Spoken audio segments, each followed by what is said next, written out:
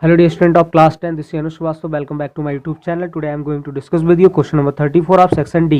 Section D का question number 34 discuss करने जा रहा हूँ. क्वेश्चन में गिवन क्या है, S T is parallel to P Q.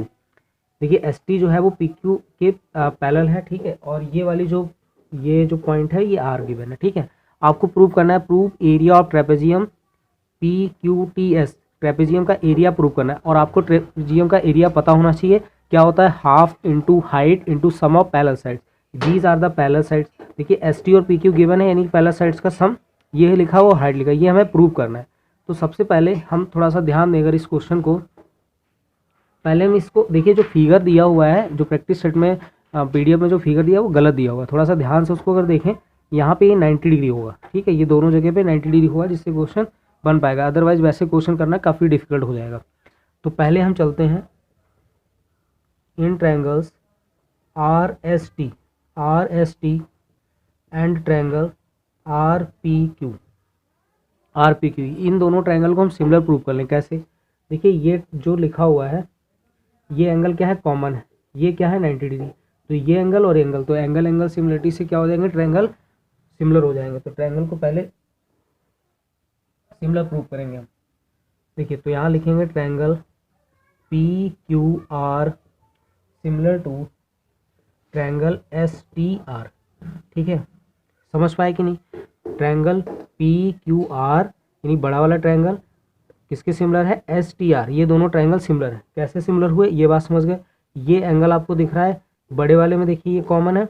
और ये वाला 90 डिग्री, ये 90. क्यों 90 डिग्री, 90 डिग्री अगर एक पता है हमें तो दूसरा 90 डिग्री हो जाएगा. ठीक है, क्यों, क्योंकि लाइन पैरेलल है और लाइन पैरेलल होती है तो ये जो करस्पॉन्डिंग एंगल्स होते हैं इनको क्या बोलते हैं. जैसे ये टू लाइन्स है, एक लाइन इंटरसेक्ट कर रही है तो ये एंगल्स क्या बोले जाते हैं, करस्पॉन्डिंग एंगल. बात क्लियर. तो ये एंगल इक्वल हो गए, तो एंगल सिमिलरिटी से ये प्रूव हो गया बाई एंगल सिमिलरिटी. यहाँ तक बात समझी. अब देखिए जब ये दोनों ट्रायंगल सिमिलर हो गए तो मैं यहाँ से कह सकता हूँ ए अपॉन बी, यानी ए अपॉन बी हो गया. और इस बड़े, क्योंकि ये बड़े वाले के लिए ना, ये छोटे वाले के लिए, तो छोटे के लिए तो एच रहा.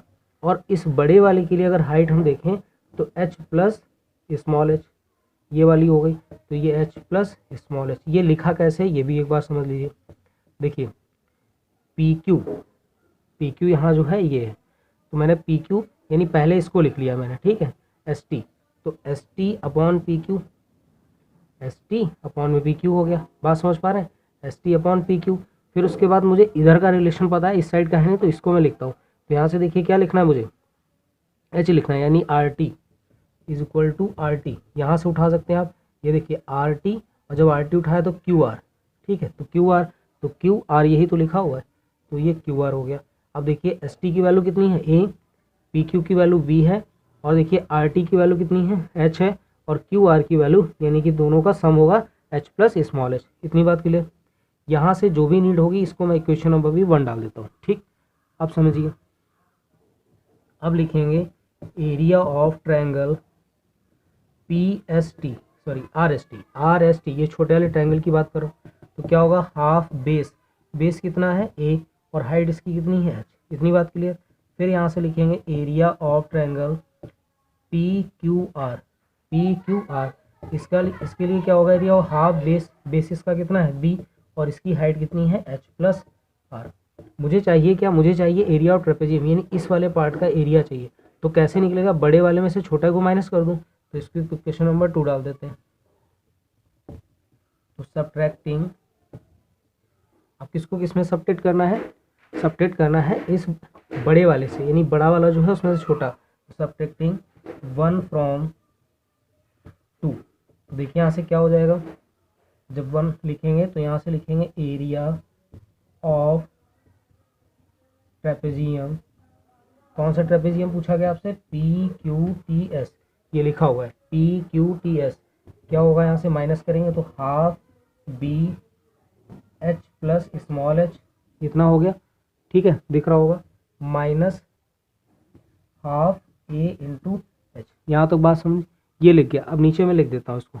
ठीक है, देखिए यहाँ से अगर कॉमन ले लें तो हाफ, या तो ब्रैकेट ओपन कर लीजिए, इसको मैं क्या कर रहा हूँ, ब्रैकेट ओपन कर रहा हूँ, इसकी मल्टीप्लाई इससे करा रहा हूँ, और प्लस हाफ बी एच हो जाएगा. माइनस हाफ ए एच हो गया। इतनी बात क्लियर। ये केवल क्या किया यहाँ पे, ब्रैकेट ओपन कर दिया, ये बी एच हो गया यहाँ पे और ये बी एच, ये स्मॉल है ये कैपिटल है। अब देखिए यहाँ से कुछ मिलना है, कुछ नहीं मिलना है यहाँ से, तो हाफ कॉमन अगर मैं ले लूँ तो ये हो जाएगा बी एच हो गया प्लस बी एच हो गया और माइनस ए एच हो गया। इतनी बात क्लियर। इसको इरेज कर दें, नोट कर लीजिए, उसके आगे मैं लिखता हूँ। देखिए अब इसके आगे यहाँ पे सॉल्व कर लेते हैं। तो इसको अगर मैं इस तरीके से लिख लूँ यहाँ पे बी एच और एक साथ में इसको ले लें ए एच को एक पास में ले लिया जाए, ठीक है, और प्लस हाफ और ये क्या हो जाएगा बी एच, अलग अलग इसको डिस्ट्रीब्यूट कर दिया। यहाँ से देखिए हाफ, यहाँ से कैपिटल एच कॉमन है, बी माइनस ए और प्लस हाफ बी एच। इतनी बात क्लियर।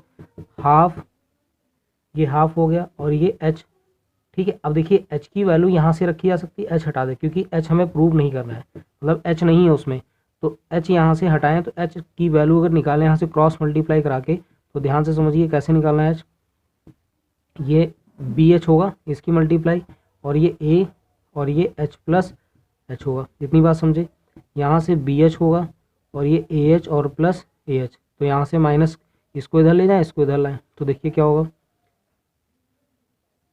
ये हो जाएगा A H minus B H is equal to minus A H, यानी इसको इधर लेगा इसको इधर उठा लिया है।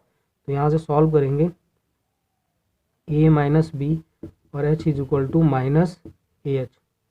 इतनी बात क्लियर। यहाँ पे हमें रखना है इसकी वैल्यू माइनस, तो ये हो जाएगा एच निकाल दिया यहाँ से, तो माइनस ए एच अपॉन में ए माइनस बी। ठीक है, समझते रहिएगा क्या कर रहा हूँ मैं, इसको आप अलग कैलकुलेट कर लेंगे।